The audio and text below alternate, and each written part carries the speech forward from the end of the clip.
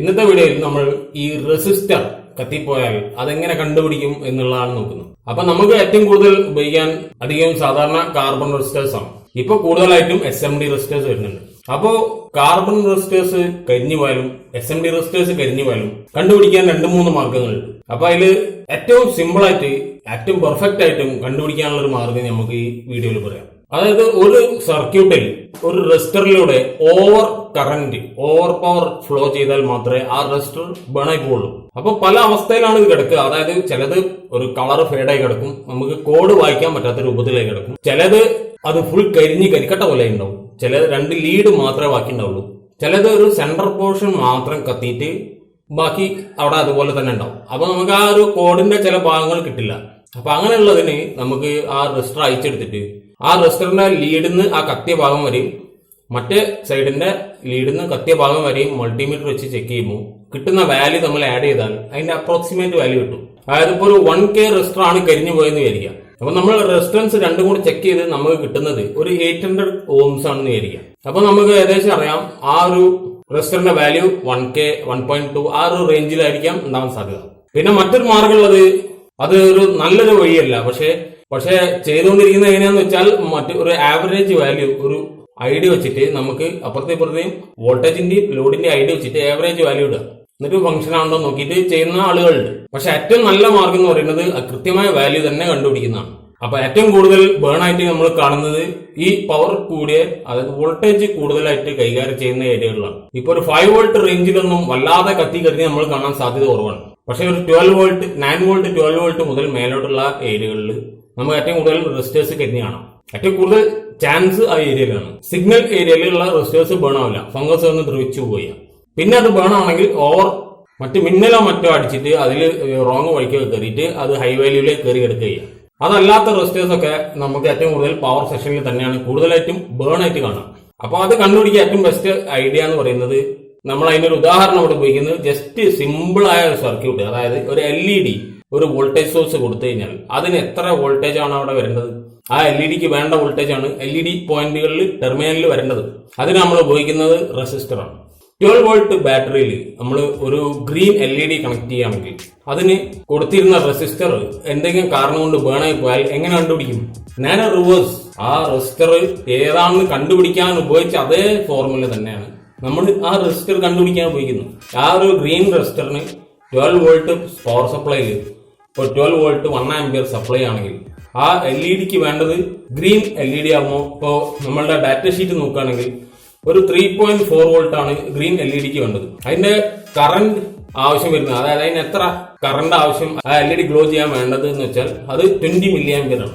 അപ്പോ അവിടെ വേണ്ടത് ആ ലോഡ് വേണ്ടത് 3.4 വോൾട്ടിൽ 20 മില്ലി ആംപിയർ വർക്ക് ചെയ്യാൻ ആ റെസിസ്റ്ററിലൂടെ കുറച്ചിട്ട് നമുക്ക് റെസിസ്റ്റ് ചെയ്ത് ആ കൃത്യമായ വോൾട്ടേജ് അപ്പുറം കിട്ടണം, കൃത്യമായ കറണ്ടും കിട്ടണം. അപ്പൊ അവിടെ ബേൺ ചെയ്താൽ ആ റെസിസ്റ്റർ ആ LED ഷോർട്ട് ആയിട്ടോ മറ്റോ ആ റെസിസ്റ്റർ ബേൺ ആയി പോയാൽ അത് കണ്ടുപിടിക്കാൻ ഉപയോഗിക്കുന്നത് ആ റെസിസ്റ്ററിന്റെ വാല്യൂ കണ്ടുപിടിക്കാൻ ഉപയോഗിച്ച അതേ ഫോർമുല, അത് വെച്ച് തന്നെ നമുക്ക് കൃത്യമായിട്ട് കണ്ടുപിടിക്കാം. അപ്പോൾ എന്തുകൊണ്ടാണ് ഞാൻ ഈ LED സർക്യൂട്ട് എടുത്തതെന്ന് വെച്ചാൽ അതാണ് ഏറ്റവും സിമ്പിൾ സർക്യൂട്ട്, ആർക്കും പെട്ടെന്ന് മനസ്സിലാക്കാൻ പറ്റിയ സർക്യൂട്ടാണ്. ഈ LEDന്റെ സ്ഥാനത്ത് അവിടെ ഏത് തരം ലോഡും ആവാം. ഒരു TV സർക്യൂട്ട് ആകുമ്പോൾ ഇതിന്റെ അപ്പുറത്തുള്ള ഏത് തരം ലോഡും ആവാം.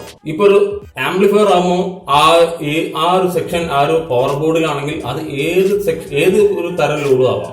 അവിടെ ലോ വാല്യൂ റെസിസ്റ്റർ ഹൈ വാട്ടിൽ നമ്മൾ ഉപയോഗിച്ചിട്ടുണ്ടാവും. അതധികം ഫ്യൂസിബിൾ ആണ് നമ്മളുടെ വലിയ മോസ്ഫെറ്റ് ബോർഡുകളിലൊക്കെ ഉപയോഗിക്കുന്നത്. അപ്പോൾ അതല്ല ഇവിടെ പറഞ്ഞു വരുന്നത്, നമ്മൾ ഈ കാർബൺ ഫിലിം അധികം ബേൺ ചെയ്താലുള്ള പ്രശ്നമാണ് പറയുന്നത്. മറ്റുള്ളതിനൊക്കെ നമുക്ക് വാല്യൂ അധികം അതിന്റെ മുകളിൽ തന്നെ ഉണ്ടാവും, ബേൺ ആവാൻ സാധ്യത വളരെ കുറവാണ്. മറ്റേ വയർ ബോണ്ടും ഫ്യൂസിബിളും അല്ല. ഇപ്പോൾ ഒരു എക്സാമ്പിൾ എന്ന നിലയ്ക്ക് ഞാനിവിടെ ഒരു സർക്യൂട്ട് വരയ്ക്കുക. അതായത് ഇത് ഒരു റെസിസ്റ്ററാണ് നമുക്ക് സർക്യൂട്ടിൽ വേണ്ടത്. അപ്പോൾ ഇവിടെയാണ് നമ്മളുടെ LED കൊടുക്കുന്നത്. ഇത് നമ്മൾ നേരിട്ട് നെഗറ്റീവ് കൊടുത്തു, ഇവിടെ പോസിറ്റീവും കൊടുത്തു. ഇപ്പോൾ ഈ LED ഗ്രീൻ അതിന്റെ വോൾട്ടേജ് റേറ്റിംഗ് നമുക്ക് നോക്കുകയാണെങ്കിൽ അത് 3.4 വോൾട്ട് 20 മില്ലി ആംപിയർ ആണ്. അപ്പോൾ ഈ സർക്യൂട്ടിലേക്ക് നമ്മൾ സാധാരണ ഒരു ആംപ്ലിഫയർ ആണെങ്കിൽ ഇൻഡിക്കേറ്റർ കൊടുക്കാൻ സിമ്പിളായിട്ട് ഉപയോഗിക്കുന്ന ഒരു സർക്യൂട്ട് നമുക്ക് ഇതുപോലെ ഒരു റെസിസ്റ്റർ ഇട്ട് നമ്മൾ ആ വോൾട്ടേജ് സോഴ്സ് നിന്ന് നേരിട്ട് ഡയോഡിലേക്ക് ഇങ്ങനെ കണക്ട് ചെയ്യും, അതായത് LED-ലേക്ക് കണക്ട് ചെയ്യും. ഇപ്പോൾ ഗ്രീൻ LEDന്റെ വോൾട്ടേജ് റേറ്റിംഗ് എന്ന് പറയുന്നത് 3.4 വോൾട്ട് 20 മില്ലി ആംപിയർ. അപ്പോൾ നമ്മൾ ഇവിടെ ഇൻപുട്ട് കൊടുക്കുന്നത് 12 വോൾട്ട് ആണ്. 12 വോൾട്ട് 1 ആംപിയർ കൂട്ടാം. 12 വോൾട്ട് 1 ആംപിയർ കൊടുത്തു കഴിയുമ്പോൾ ഇവിടെ എത്ര ഈ റെസിസ്റ്റൻസ് വാല്യൂ ഇവിടെ ഇപ്പൊ കത്തിക്കെടുക്കുക എന്ന് വിചാരിക്കാം.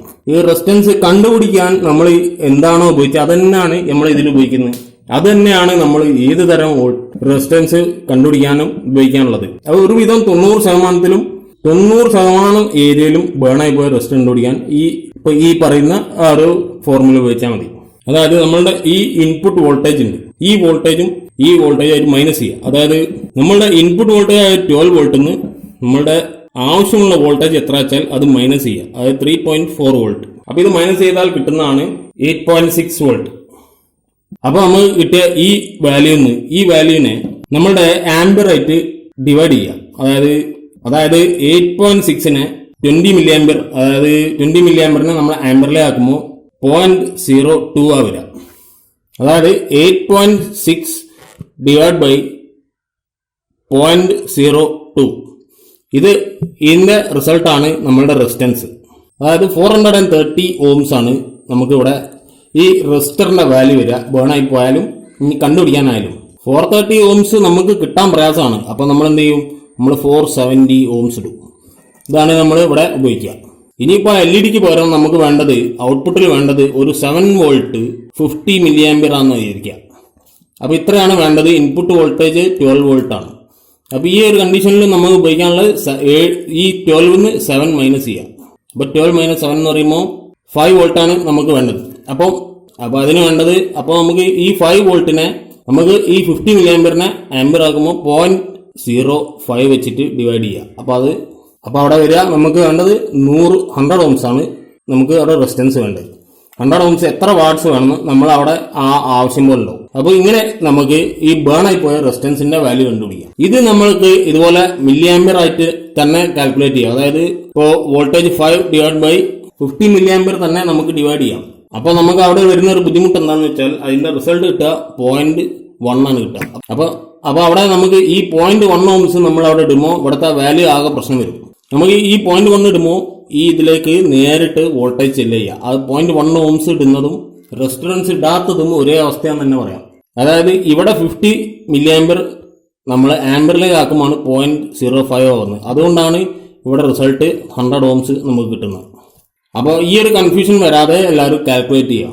അവിടുത്തെ വോൾട്ടേജ് അവിടുത്തെ ആംപിയർ കണ്ടുപിടിക്കുന്നതാണ് ഏറ്റവും പ്രധാനം. അപ്പോ ഈ വിധത്തിൽ കാൽക്കുലേറ്റ് ചെയ്തിട്ട് നമുക്ക് SMD റെസിസ്റ്റർ ഏത് തരം വാല്യൂ ആയാലും ആ ലോഡ് എന്താണെന്ന് കൃത്യമായിട്ട് കാൽക്കുലേറ്റ് ചെയ്യാൻ പറ്റണം, കൃത്യമായിട്ട് മനസ്സിലാക്കാൻ പറ്റണം. ആ ലോഡ് എന്താണെന്ന് ഏതെങ്കിലും ഗൂഗിളിൽ സെർച്ച് ചെയ്തോ അല്ലാതെയോ ആ ഡാറ്റ മനസ്സിലാക്കണം. എന്നാലേ അതിന്റെ കൃത്യമായ ആവശ്യമുള്ള വോൾട്ടേജും ആംപിയറും മനസ്സിലാവും. ഇൻപുട്ട് വോൾട്ടേജ് എത്രയാണ് മൾട്ടിമീറ്റർ വെച്ചാൽ മനസ്സിലാവും. അതല്ലാതെയും മനസ്സിലാവും. ഒരു ഇതൊക്കെ നമുക്ക് നോക്കിയാൽ അറിയാം. അപ്പൊ അത് വെച്ച് നമ്മൾ കാൽക്കുലേറ്റ് ചെയ്താൽ ആ റെസിസ്റ്റൻസ് വാല്യൂ കിട്ടും. പിന്നെ നോക്കേണ്ടത് വാട്ട്സ് ആണ്. അത് വാട്ട്സ് നമുക്ക് സൈസ് വെച്ച് മനസ്സിലാക്കാം. വളരെ എളുപ്പമാണ് വാട്ട്സ് മനസ്സിലാക്കാം. സൈസ് വെച്ചിട്ട് പെട്ടെന്ന് 1/2 വാട്ട് ആണോ 1 വാട്ട് ആണോ 2 വാട്ട് ആണോ എന്ന് മനസ്സിലാവും. അപ്പൊ ഈ വിധത്തിൽ കാൽക്കുലേറ്റ് ചെയ്ത് കണ്ടുപിടിക്കാൻ നിങ്ങൾക്ക് ആർക്കും എന്തെങ്കിലും ഒരുപാട് സംശയങ്ങൾ കമന്റിലൊക്കെ ഞാൻ കണ്ടു. SMD റെസിസ്റ്റർ ഒക്കെ ബേൺ ആയി പോയി, അപ്പൊ വാല്യൂ ഇല്ല, ആ റെസിസ്റ്റർ നമ്പർ മാത്രമേ ഉള്ളൂ എന്നുള്ള കമന്റ്സ് കണ്ടു. അപ്പൊ ഒന്ന് ചെക്ക് ചെയ്ത് നോക്കുക. ഈ വിധത്തിൽ ലോഡ് കണ്ടുപിടിച്ച് ചെക്ക് ചെയ്ത് നോക്കുക. കൂടുതൽ ഡീറ്റെയിൽ ആയിട്ട് പ്രാക്ടിക്കൽ ആയിട്ട് ചെയ്യാൻ കാണണമെങ്കിൽ ഞാനിപ്പോ ഇവിടെ ഒരു സാഹചര്യത്തിലല്ല. ഞാൻ ഇവിടുന്ന് മാറി കഴിയുമ്പോൾ ആ സാഹചര്യം ഒത്തു വരുമ്പോൾ ഞാൻ ഇതിന്റെ ഒരു ഡീറ്റെയിൽ വീഡിയോ ചെയ്യും. ഒരു 3-4 ബേണായ റെസിസ്റ്റർ നമുക്ക് വാല്യൂ കണ്ടുപിടിച്ച് പ്രവർത്തിപ്പിക്കുന്ന വീഡിയോ. അപ്പോൾ ഈ വീഡിയോ യൂസ്ഫുൾ ആയി എന്ന് വിചാരിക്കുന്നു. യൂസ്ഫുൾ ആയി തോന്നുകയാണെങ്കിൽ ലൈക്ക് ചെയ്യുക. കൂടുതൽ വീഡിയോസ് കാണാൻ താല്പര്യമുള്ളവർ സബ്സ്ക്രൈബ് ചെയ്യുക. മറ്റൊരു വീഡിയോ കാണാം.